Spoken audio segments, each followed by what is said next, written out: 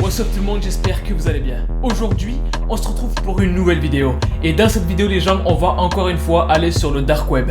Mais ce que j'ai voulu faire pour cet épisode là, c'est quelque chose de spécial. C'est quelque chose qui sera imprévisible, c'est-à-dire que je ne pourrai pas savoir ce qui va se passer en fait. Et surtout, ça peut être très dangereux. Et bref, ça c'est pas intéressant.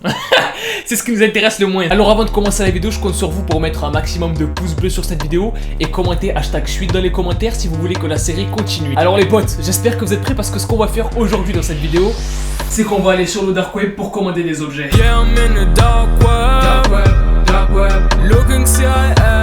They're all looking to Maybe I'll die, but I don't know. Don't know. I do it for the fame. Wanna be the one man. Dark web is my own zone. My zone. I record it like a slave. Like a slave or like a zombie. Don't know if I'm alone, but I do it for the fame. Just for the fame, yeah. Now look what I have to do for fame. Make me a king, a star in your eyes.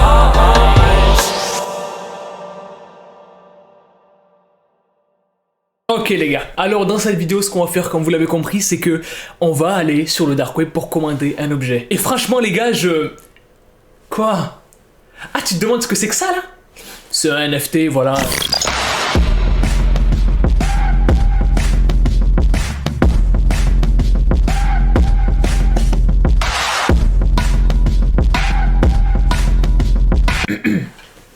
Tout est dans la description. Bref, les gars, aujourd'hui, comme je vous l'ai dit, on va commander un objet sur le dark web. Donc comme vous l'avez compris au fur et à mesure des épisodes, ça monte de plus en plus. Ça fait pas ce bruit, non, c'est pas tu cliques sur chaque vidéo, ça fait... Et pour les personnes qui ne comprennent pas pourquoi je stresse un petit peu à l'idée de commander un truc sur le dark web, parce qu'elles ne connaissent pas le dark web, je vais t'expliquer très rapidement. Le dark web, c'est tous les sites dont tu n'as pas accès sur internet normal. Il n'y a pas plus simple que ça. Tu peux ne pas y avoir accès parce que c'est interdit, parce que c'est illégal, parce que c'est dangereux, ou juste parce que le moteur de recherche ou le pays censure ce genre de site. Voilà. Donc maintenant, je pense qu'on peut y aller.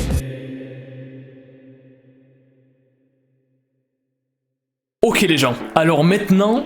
Encore une fois, j'ai relancé la machine virtuelle qui, je le rappelle, nous sert de faux ordinateurs pour pouvoir aller sur le dark web en sécurité. Parce que bien sûr, comme vous le savez, on n'est jamais à 100% en sécurité dans ce genre d'endroit. Un petit peu comme dans des fesses.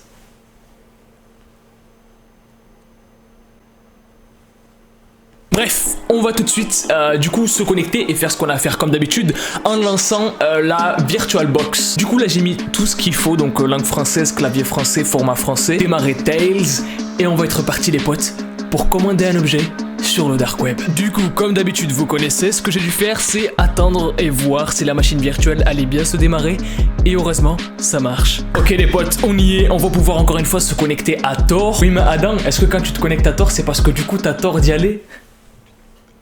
Les commentaires comme ça, je vous gagnerai pas d'NFT dans cette vidéo. Non. Alors je le répète encore une fois pour ceux qui ne le savent pas, mais je suis pas connecté à la box de chez moi. Voilà, parce on sait jamais ce qui peut se passer en fait. La personne peut totalement récupérer l'adresse IP de la connexion, etc. et faire des dingueries.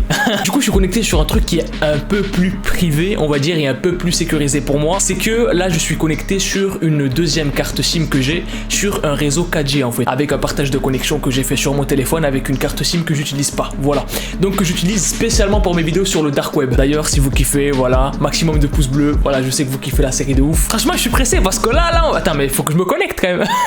Je me suis toujours pas connecté, je suis vraiment excité parce que je me demande vraiment ce que ça va donner de commander un objet et de le recevoir. Et est-ce qu'on va vraiment le recevoir? Qui c'est qui va nous l'envoyer? Enfin, tous ces trucs là en fait ça m'excite de fou. Mais bref, voilà, on est connecté à Tor, donc à partir de maintenant je vais pouvoir faire démarrer le navigateur Tor. On clique et là normalement c'est fait, on peut aller sur Tor, dark web, etc., etc. Alors j'ai pas encore choisi quel objet j'allais acheter. Je vais pas acheter un truc qui va m'envoyer en prison, hein. Voilà, loin de moi l'idée. Oula, qu'est-ce que c'est? Vous devriez mettre à jour manuellement vers Tails. Non, Tant que je peux l'utiliser comme ça, c'est cool. Je pense pas que ça ajoute grand chose ou que ça enlève grand chose. Bref, les gens, comme je viens de vous le dire, je vais pas commander un truc qui va m'envoyer en prison. Voilà, on va pas faire n'importe quoi non plus. On va pas faire les cons non plus. Ça serait dommage de se retrouver en prison le jour de Noël. Voilà. Et toi, t'as ramené quoi le Papa Noël? Il m'a ramené en prison, con. Bref, alors du coup, je sais pas trop ce que je peux taper. Moi, je propose qu'on aille sur Hidden Wiki. Hidden Wiki, pour ceux qui ne le connaissent pas, je le répète encore une fois, mais c'est une espèce de site en fait qui répertorie plein d'adresses vers des sites du dark web. Alors à partir de là, ce que j'ai commencé à faire tout simplement, c'est que je suis allé sur Hidden Wiki et là, je suis tombé sur une nouvelle page qui m'offrait une nouvelle version d'un nouvel Hidden Wiki que je connaissais clairement pas. Ok, alors là les gars, on est sur un nouvel Hidden Wiki, du coup, qui est mise à jour. Et la mise à jour, qu'est-ce qu'elle apporte en fait? Elle apporte qu'il y ait des nouveaux sites, des nouvelles versions de sites. Et ça, c'est vraiment super intéressant. Par contre, il y a un truc que je viens juste de remarquer, c'est Uncensored. Là, à ce moment-là, j'ai pas trop compris ce qui se passait, j'ai un petit peu bugué et stressé parce que l'ordinateur me disait qu'en fait des dossiers importants avaient été déplacés. Et du coup, c'est pas moi qui l'ai fait vu que j'étais pas en train de déplacer des fichiers. Donc là, encore une fois, petit coup de stress. Et là, il y a un truc que je viens juste de remarquer, c'est qu'apparemment, il y a une version non censurée de Hidden Wiki. Donc on va mettre ça de côté, on garde ça ici, on va aller voir après. Ouais non, en fait, on va aller voir maintenant. On va aller voir maintenant. Alors, qu'est-ce qui se trame sur ce site-là, du coup? Qu'est-ce qu'il y a de non censuré? Alors, il y a un black market, ok? Ah ouais! Donc là, je pense que là, c'est vraiment des gros sites dont on n'avait pas accès dans l'Hidden Wiki normal, en fait. Donc apparemment, il y a une sorte de black market, on va aller voir ça après, ça peut être hyper intéressant d'aller voir ce qui se passe là-bas. Encore une fois, je le répète, mais n'allez surtout pas là-bas. Moi, si je le fais, c'est pour vous montrer ce qui se passe là-bas et que c'est dangereux d'y aller. Du moins, non, c'est dangereux si on cherche le danger. Et je le répète encore une fois, bien sûr, s'il y a des organismes qui me regardent, je sais pas, des gens qui kiffent, voilà, qui kiffent, mais qui font partie d'organismes, je fais rien de bizarre, voilà, je fais ça à but de curiosité et à but informatif. Alors du coup, voyons voir à quel genre de site on n'avait pas accès sur le Hidden Wiki normal. Alors ça, on va pas aller.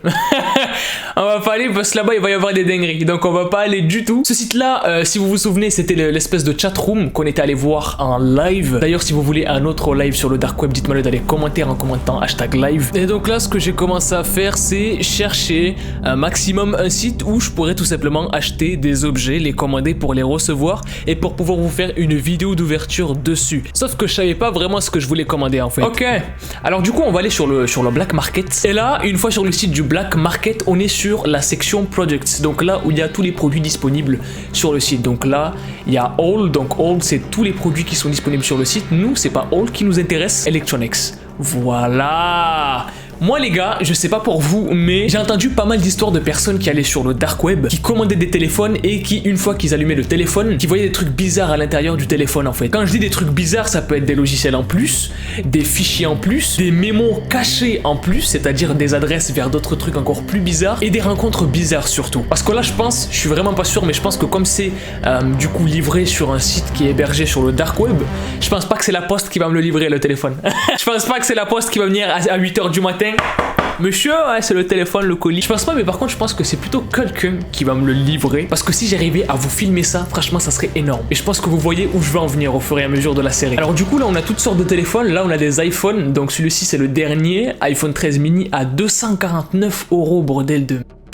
Sur l'internet normal, il fait combien? 782. What the fuck? Donc celui-là, il coûte pas cher parce que c'est avec un abonnement. Hein. C'est pour ça qu'il coûte pas cher. Sinon, je pense que c'est ça le prix. Ouais, c'est celui-là. Attends, mais ça veut dire que c'est énorme l'économie qu'on fait là. Mais je vais quand même regarder, il y a quoi comme autre téléphone sur le site. Alors, on a toujours des iPhone 13, d'accord. iPhone 12, ok.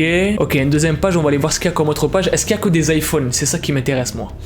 Oh, il y a des AirPods aussi, il y a des AirPods de 3ème génération, ok. AirPods Max, ok, d'accord, ok. Donc il y a que des iPhones, d'accord, il y a que des iPhones. Dans ce cas-là, moi, ce qui va m'intéresser, c'est de prendre un iPhone 12 mini. Parce qu'en vrai, le 13, j'en ai rien à foutre, quoi. Du coup, voyons voir si on clique ici, du coup, ok. Donc là, on a la description de l'objet, etc., d'accord. C'est vendu par cette personne-là. Alors, il y a des avis, what the fuck. Il y a des avis laissés par des gens. Ok, donc c'est juste des étoiles quoi, mais il y a pas de commentaires de personnes qui ont donné vraiment un vrai avis quoi, d'accord. Alors qu'est-ce que les personnes ont commandé? AirPod Max, AirPod Pro, AirPod Max, AirPod Max, AirPod... Ok. Donc les gens ont principalement acheté des AirPods du coup sur le marketplace, Moi je suis trop dans le buy NFT, bref, dans le black market du coup, où les personnes sont venues pour acheter principalement des AirPods. Nous ici, comme je vous l'ai dit, ce qui nous intéresse c'est l'iPhone 12 mini. Donc là, je commande pas un truc bizarre, hein. Attention, enfin bizarre, on sait pas ce qu'il y a dans l'iPhone. Alors comment ça marche? Buyer protection, ok. Full refund, d'accord, donc ça c'est au cas où on reçoit pas notre commande ou il y a un problème avec la commande, il y a un souci. Du coup, il nous certifie, entre parenthèses, que les fonds seront restitués, en gros qu'on se fera rembourser si on reçoit pas l'objet. Et si l'objet ne ressemble pas à ce qui est décrit, c'est-à-dire à un iPhone, du coup, il nous rembourse partiellement. En vrai, moi j'en ai rien à foutre d'être remboursé ou pas, moi je veux juste tester et voir ce que ça donne. On va sur le panier. Alors par contre, ici, on a l'adresse mail directement oh, c'est énorme! On a l'adresse mail de l'entreprise du site, quoi. Du coup, blackmarket@onionmails.com. Ok. Et là, du coup, comment ça marche pour l'acheter? Juste process to checkout et c'est bon? Ouais. C'est tout ce qu'il y a à faire. Waouh! Ah ouais! Y a pas de... ok, ça marche, ok. Alors du coup, je peux choisir entre soit une livraison gratuite, donc comme tous les sites normaux, soit une livraison rapide, où du coup, je devrais rajouter 30$ en plus. En vrai, je m'en fous de rajouter 30$. Moi, je veux l'objet le plus rapidement possible, donc on va mettre ça. Je vais pas mettre mes vraies informations, bien sûr, je vais mettre des fausses informations. Donc je vais mettre que je m'appelle, je sais pas moi, Adam. C'est le mec qui a pas compris. Non, que je m'appelle Adam. Ah non, je vais mettre que je m'appelle Néo. Voilà, les vrais comprendront pourquoi. Adresse mail, alors ici, comme j'ai pas créé... Putain, pourquoi mes objets font des bruits flippants à cette heure-là, sérieux? Ah, y a que chez moi où l'enceinte, elle fait un bruit bizarre au moment où je fais une vidéo sur le dark web. Il va falloir qu'on crée une adresse mail spéciale pour le dark web. Donc c'est ce qu'on va aller faire tout de suite. On va retourner sur HiddenWiki et ici on voit qu'il y a écrit Mail Services. En gros, tous les services de mail en gros pour créer des adresses mail, parce que du coup je vais pas utiliser mon adresse mail personnelle sur ce genre de truc, même si là il y a rien de bizarre et que c'est à peu près normal, je mets pas mon adresse mail dessus. Et je pense en vrai qu'on va choisir celui-ci parce que ça a l'air d'être une entreprise qui est implémentée sur Tor depuis longtemps, donc on va le faire sur ça. Alors ici on peut créer un compte, donc on va créer un compte tout de suite. C'est l'heure de la création de la boîte mail. Alors ici j'ai mis les informations qu'il fallait, c'est-à-dire nom d'utilisateur pour l'adresse mail et les mots de passe. Sauf que là il y a eu un petit problème, enfin un gros problème, le nom d'utilisateur est déjà utilisé. Alors je l'ai modifié en mettant peut-être 2 x 1 et il était utilisé aussi. À ce moment là je me suis dit merde, comment est-ce que je vais faire? Et là...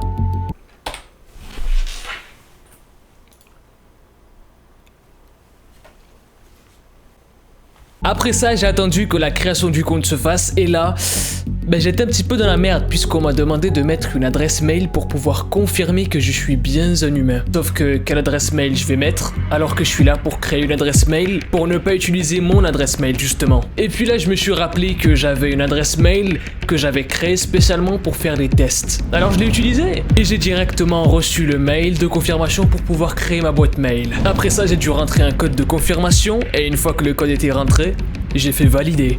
Et là, ça a fonctionné. Après avoir attendu le chargement de la création de la boîte mail, ils me disent que je suis le bienvenu et donc la boîte mail est utilisable. À partir de ce moment-là, j'ai une boîte mail disponible sur Tor. Alors je suis retourné sur le site d'où j'ai commandé le téléphone pour entrer la boîte mail et là, ça fonctionne. Maintenant, il me reste plus qu'à mettre une adresse où je vais recevoir le téléphone. Et là, j'ai réfléchi à où est-ce que je pourrais me le faire livrer en fait, parce que c'est hors de question que je me le fasse livrer chez moi et je le ferai pas livrer chez mes parents. Donc où est-ce que je pourrais le faire livrer? Et puis là, je me suis rappelé que j'avais un deuxième petit appartement où je pourrais peut-être me le faire livrer. Ok les gars. Alors à partir de maintenant, ce qui va se passer, c'est que tout va se passer sur ce qui s'appelle un wallet, c'est-à-dire que c'est un portefeuille où dessus je vais devoir payer en Bitcoin pour recevoir ma commande et pour confirmer le paiement et pouvoir faire le paiement. Donc tout va se passer sur mon téléphone. Ok. Alors apparemment le paiement est passé les gars. Ça fait un petit moment que j'attends et apparemment c'est bon. Payment received. Donc ça veut dire paiement reçu. Merci pour votre commande. Numéro de commande. Du coup ça c'est le numéro de commande. Donc ça je veux le garder. Hop. Et du coup c'est bon. C'est bien fait. Donc ça c'est le nombre en Bitcoin que j'ai payé avec mon wallet du coup. Et ça du coup c'est la conversion de ce que ça donne en dollars. Et normalement si ça fonctionne comme un site de commande normal, je devrais recevoir un mail de confirmation de commande dans pas longtemps. Donc les gars, en fait, je viens juste de me rendre compte de la dinguerie que je viens de faire en fait, de commander un truc sur le dark web, même si c'est pas un truc de fou, c'est pas un truc dangereux. Ah voilà quoi, c'est qu'en fait je me demande quand il va être envoyé, qui va me l'envoyer, où on va me l'envoyer, est-ce que on va me l'envoyer et qu'est-ce qu'il y aura à l'intérieur en fait, qu'est-ce qu'il y aura à l'intérieur les gars.